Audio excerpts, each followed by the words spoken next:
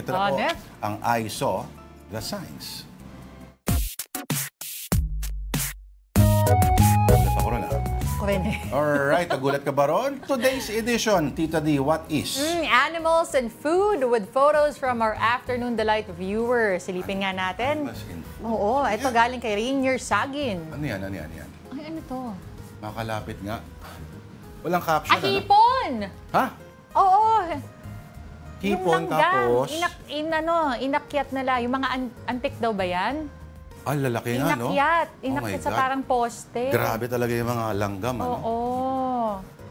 Okay. Pero paano kung may allergy sila sa ano? Sa hipon? O sa shellfish? O di wala. Maga sila mamaya. Di ba isipin mo, no? Paano sila nag-coordinate para hilahin yung ganyang kabigat? Next! Okay, next. Mhm.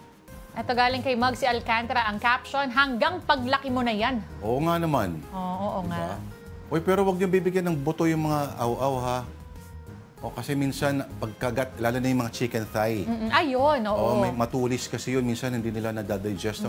O kung hindi nila makagat ng maayos, parang kutsilyo yun. Ha? Oo. Mm-mm. Okay, ito naman mula kay Milet Rosete. Ang caption, Lord, sana po mahulog yung isa. Kaya siya ang cute. Oo nga, ang cute nga nito. Dadasal yung askal.